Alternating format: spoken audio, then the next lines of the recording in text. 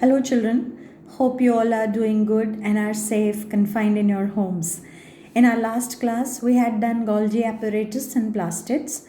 Now we are heading towards the end of the chapter where we are left with three important topics: lysosomes, vacuoles, and a brief description of types of cell divisions. Children, types of cell divisions is an inclusion which has been incorporated last year only in your science NCERT book. So we will not be learning much in detail. It is only a brief overview of the same. So let us begin with lysosomes. All of you know what are lysosomes. You have learned about it in class 8.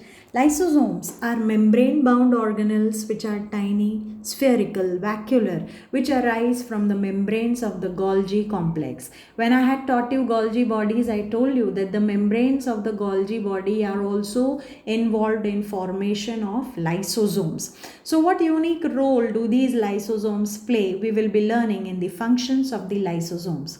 Children, lysosomes are very prominent in animal cells. They are almost absent in plant cells because the functions the lysosome performs in animal cells is generally performed by lytic vacuoles in case of plant cells. So let us see what are the important functions of the lysosomes.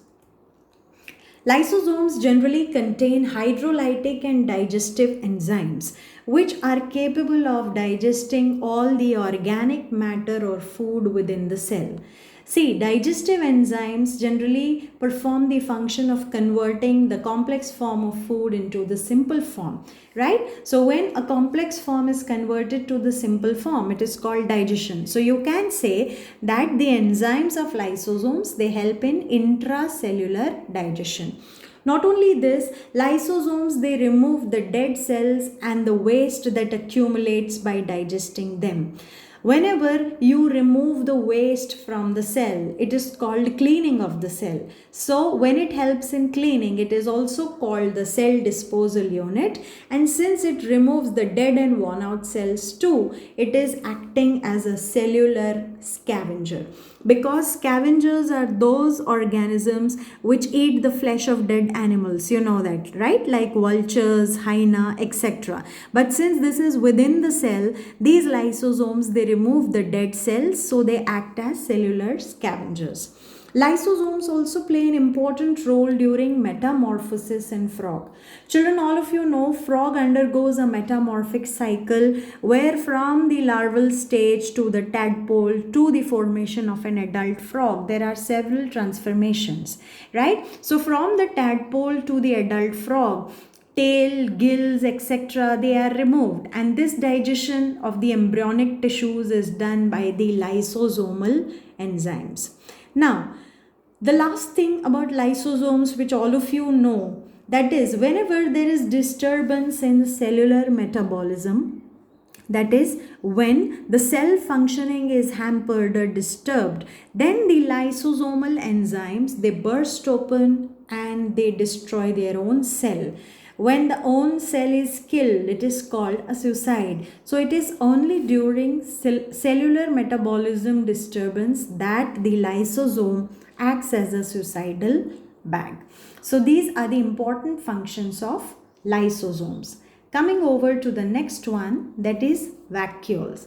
Vacuoles are big and prominent in plant cells. They occupy most of the space, and in animal cells, vacuoles, if present, they are very small and temporary. Vacuoles in plant cells are fluid filled spaces, as you can see. These fluid filled spaces are bounded by a unit membrane. You can see the vacuole occupying 50 to 60% of the cell volume, because of which the nucleus is shifted towards the periphery. This membrane covering the vacuole is called tonoplast, and the fluid within the membrane is called cell sap. What is present within the cell sap? Lot of free water along with dissolved sugars, amino acids, organic acids, metabolites, etc. All these are present within the cell sap. So in a true sense, vacuole acts as a storage sac of the plant cell or the algal cells. Not only this, they serve the important function of osmoregulation, regulating the water balance within the cell, and it also provides turgidity and strength or rigidity to the plant cells. So, this is all about vacuoles. Vacuoles serve the important function, that is, they are storage sacs filled with solid and liquid contents bounded by a unit membrane called tonoplast. The fluid is called the cell sap. It contains minerals, sugars, oxygen, carbon dioxide, amino acids, proteins, etc. So it is the storage sac. The other two functions apart from being the storage sac is osmoregulation, regulating water balance, and they provide turgidity and rigidity to the cells.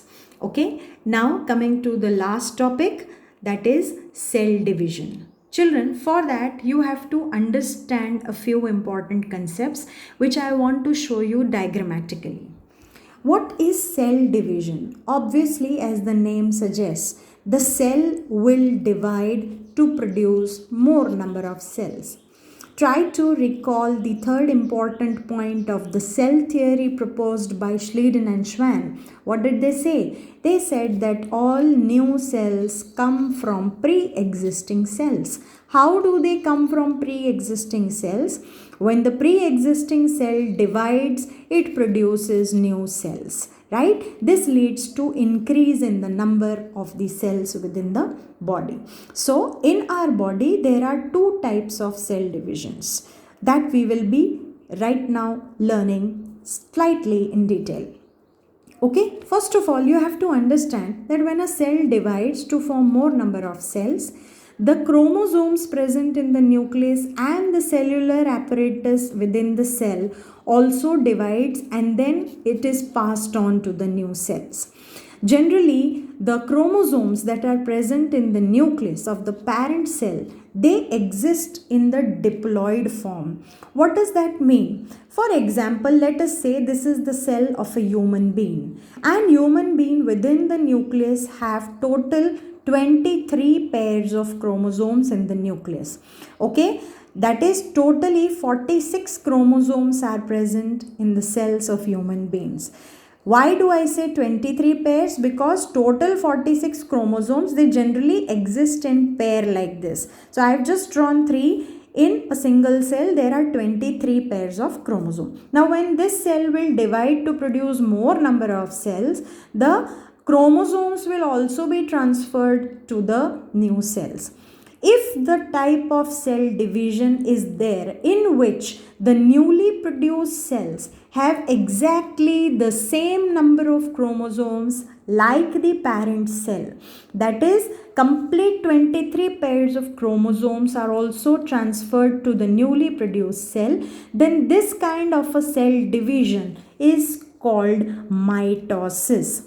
Or in other terms, you can say this type of cell division takes place in the vegetative or somatic cells of the body which are not involved in reproduction. These are the skin cells, muscle cells, other cells of the body which are not involved in reproduction. So when such cells of the body undergo cell division to produce more number of cells, they usually divide by this kind of a cell division, mitosis, where the newly produced cell will exactly have the same number of chromosome like the parent cell from which they have been derived. So this is called mitosis. The second type of cell division is meiosis. This kind of a cell division generally takes place in germ cells, that is during formation of gametes. All of you know males and females, they produce their own gametes at puberty. The male produces the sperms and the female produces the ovum.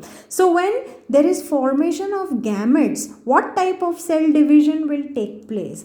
The parent cell having 23 pairs or 46 chromosomes totally, okay, when they form the new sperms or the ovum, then in this kind of a cell division, there is a reduction in the number of chromosomes. That is, it is not an equational division like mitosis, it is a reductional division where the chromosomal pair, out of the total chromosomal pairs, there were 46 chromosomes. It means 23 pairs of chromosome. So when the cell divides, only one out of the pair will go into the new cell.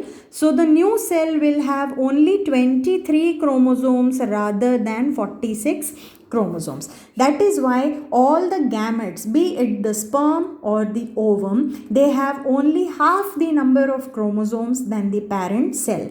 Such cells having half the number of chromosomes are called haploid cells, whereas those having the complete pairs of chromosomes are called diploid cells. So for this 9th class, you are just supposed to remember that meiotic divisions take place in germ cells, whereas mitotic divisions take place in vegetative or somatic cells. So just let us recapitulate, children. Divisions of cell may be of two types. Mitosis is an equational division where the chromosome number in the newly produced cell is equal to that of the parent or the pre-existing cell. Okay, it generally takes place in vegetative or somatic cells which are not involved in reproduction. Meiosis is a reductional division where the chromosome number in the newly produced cell is exactly half of the parent cell, and this type of cell division is used to produce gametes both in males as well as females. So this finishes your chapter Fundamental Unit of Life, where we have learned the structure, functions of plant cells, animal cells, all the vivid organelles present in eukaryotic cells, and we have also learned the prokaryotic cells. Now children, I will be giving you an assignment probably next time where I will cover most of the important questions of this particular chapter to evaluate, and I hope you have understood the chapter. Thank you and have a nice day.